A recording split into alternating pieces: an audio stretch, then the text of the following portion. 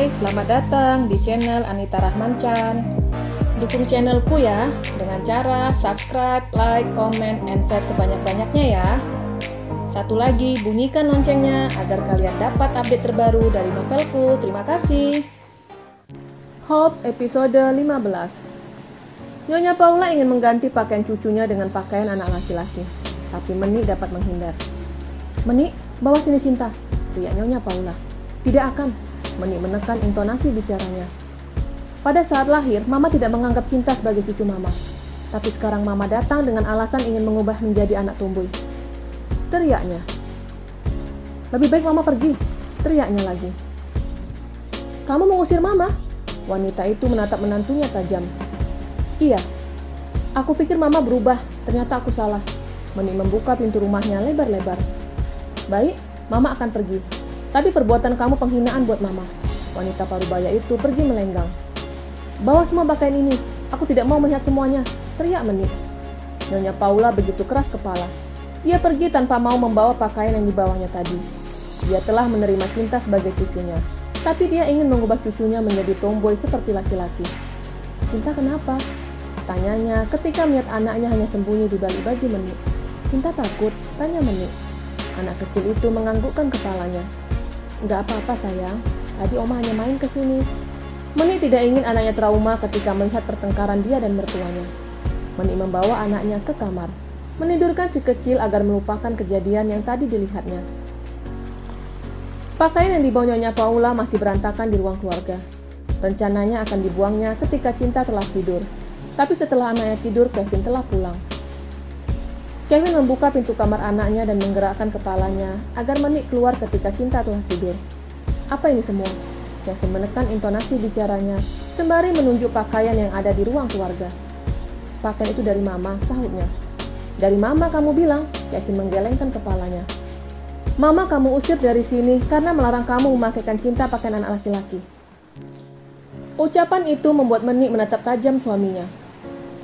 "Kenapa jadi terbalik seperti ini? Mama yang membeli ini semua, bukan aku." Meni tidak kalah emosinya dengan suaminya. "Aku tahu kamu tomboy, tapi tidak harus mengubah anak kita menjadi seperti kamu." "Aku tidak pernah membuat anak kita jadi sepertiku. Seharusnya perkataan itu kamu ucapkan ke mama kamu," seru Meni tidak terima. "Meni," Kevin membentak istrinya. "Mama menangis karena perlakuan kamu, dan sekarang aku mau kamu minta maaf ke Mama," titahnya. "Aku melakukan yang menurutku benar. Dan mama kamu memutar cerita seolah-olah aku yang melakukan." Meni menggelengkan kepalanya. "Aku kecewa dengan kamu." Meni pergi ke kamar anaknya dan mengunci diri di sana. Kevin mengacak-ngacak rambutnya. Tidak tahu siapa yang benar atas kejadian ini. Sore hari Zira kembali ke rumahnya, dan dia melihat ada pengawal Sultan Haki di kediaman rumahnya, dan mobil mama mertuanya telah ada di dalam pekarangan rumahnya. "Zira, kamu sudah balik?" tanya Nyonya Amel. "Iya Ma," sahutnya. "Mama, Uncle mau mengajak kami ke pantai besok, boleh?" tanya Zen yang langsung menghampiri Zira. "Mama tidak bisa sayang," sahutnya.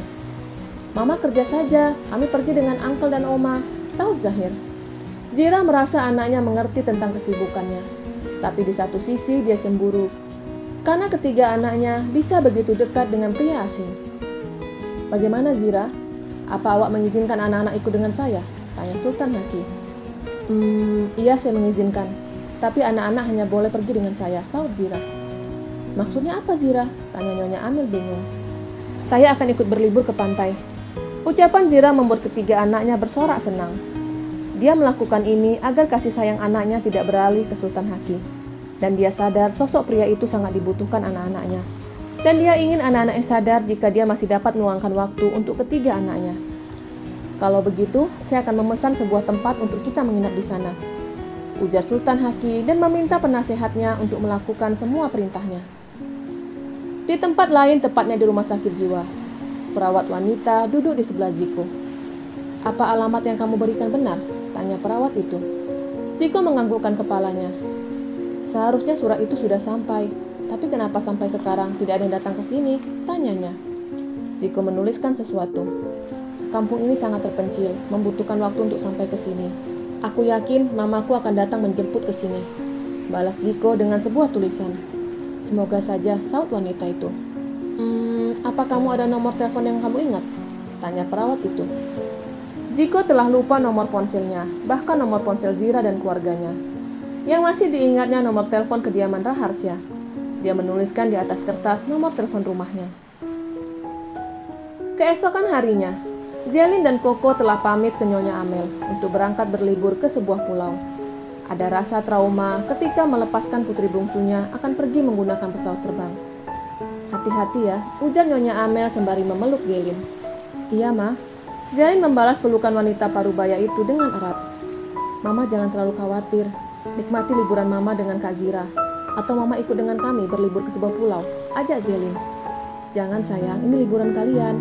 Mama ingin segera memomong cucu dari kalian, ujar Nyonya Amel. Zelin dan Koko tersenyum menganggukkan kepalanya. Mereka segera berlalu dengan diantar supir ke bandara.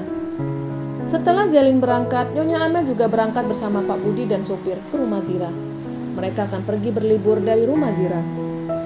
Suara telepon berdering di kediaman Raharsya, tapi tidak ada yang menjawab panggilan. Kenapa tidak ada yang menjawab? Tanyanya ke Ziko, dan terus mengulang menghubungi nomor itu. Pada saat perawat menghubungi, Nyonya Amel dan Pak Budi telah dalam perjalanan ke rumah Zira. Biasanya yang mengangkat telepon selalu Pak Budi. Karena rumah yang sangat besar, pelayan tidak mendengar bahkan terlalu fokus dengan kegiatan mereka. Si kembar telah bersiap dengan tas yang berisi makanan dan mainan. Begitupun Zira telah siap. Zira, siapa yang menyetir mobil awak? Tanya Sultan Haki. Saya akan menyetir sendiri, sahutnya. Jika awak nak, saya bisa menyetir mobil awak, ujar Sultan Haki. Tidak, terima kasih. Zira menolak. Mama, kami ikut sama Uncle ya, ujar Zin.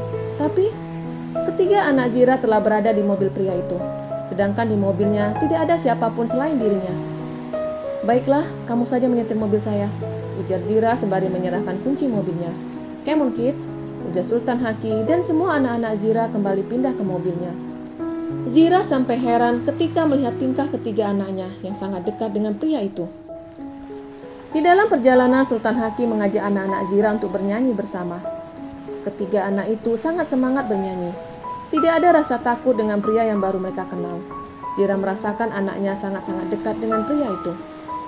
Perjalanan yang panjang membuat si kembar tertidur. Terima kasih untuk semuanya, ujar Zira sembari menatap ke arah depan. Tak perlu awak berterima kasih, saya melakukan ini karena saya sayang dengan anak awak. Triple Z dah seperti keponakan saya di negara asal, sahutnya. Pak, bagaimana menurut Bapak Sultan Haki? Tanya Nyonya Amel di dalam mobil yang lainnya, tepatnya di belakang mobil Zira. Sepertinya Sultan Haki baik, dia penyayang dengan anak-anak. Terbukti Triple Z langsung dekat dengannya, sahut Pak Budi. Iya Pak, saya juga merasa kalau Sultan Haki penyayang dan cocok jadi ayah sambung untuk Triple Z. Pak Budi yang duduk di depan langsung menoleh ke belakang. Apa Nyonya mau menjodohkan mereka? Tanyanya penasaran. Enggak Pak, Zira pernah dijodohkan dengan Ziko, dan saya tidak mau membuat perjodohan lagi untuknya. Biarkan Zira yang menentukan. Memang saya selalu memberikan nasihat untuknya agar membuka diri untuk pria lain, tapi tidak tahu dengan Ziranya. Biarkan mengalir seperti air, jelasnya. Pesawat yang ditumpangi Zelin dan Koko telah tiba di sebuah kota, dan mereka harus naik kapal lagi untuk sampai di sebuah pulau tempat mereka berbulan madu. Kapal membawa penumpang yang akan menuju pulau. Bukan hanya Zelin dan Koko, bahkan banyak pasangan lain yang ingin berlibur ke sana, dan juga ada keluarga lainnya. Perjalanan dengan menggunakan kapal menghabiskan kurang lebih 1,5 jam. Kapal merapat di tempat yang telah disiapkan. Semua penumpang satu persatu turun dari kapal. Mereka dapat melihat pasir putih yang ada di sepanjang pantai. Air laut yang biru jernih seolah dapat melihat kedalaman laut. Zelin berselfie ria sejenak dan menggugah di media sosialnya. Tempat yang cantik untuk diabadikan, itu pikirnya. Semua pengunjung disambut pihak hotel dengan ramah. Tidak ada penduduk sekitar. Yang ada hanya para pekerja hotel dan pengunjung hotel. Koko dan Zelin check-in di hotel itu, sesuai pesanan Nyonya Amel seminggu lalu. Seorang bellboy membantu Zelin dan Koko untuk membawa barang-barang mereka sampai di depan kamar. Zelin memberikan tip ke pria yang bekerja sebagai bellboy. Di dalam kamar, tepatnya di atas kasur, telah ada kelopak bunga mawar merah dengan bentuk hati. Dan juga ada sepasang angsa putih yang dibentuk dari handuk dan diletakkan di atas tempat tidur. Zelin merasa malu ketika mamanya telah menyiapkan ini semua. Apa kita akan melakukannya sekarang? Tanya Koko yang memperhatikan istrinya tersenyum ketika melihat tempat tidur mereka. Aku mandi dulu, sahut Zelin. Hatinya berdetak cukup kencang ketika sekian lama tidak disentuh suaminya. Zelin mengingat pesan Tia untuk membuat suaminya bergairah dengan memakai pakaian yang seksi. Dia menatap penampilannya dari dalam cermin. Dengan rambut setengah basah dan memakai wangi-wangian dan pakaian yang sangat seksi, dia yakin anunya Koko dapat berdiri tegak ketika melihat tubuh seksinya. Semangat Zelin, jangan malu. Semua ini untuk kesembuhan suami kamu. Zelin menyemangati dirinya sendiri. Sebelumnya Zelin telah melihat video untuk tontonan orang dewasa. Dia ingin belajar banyak dari situ. Bersambung.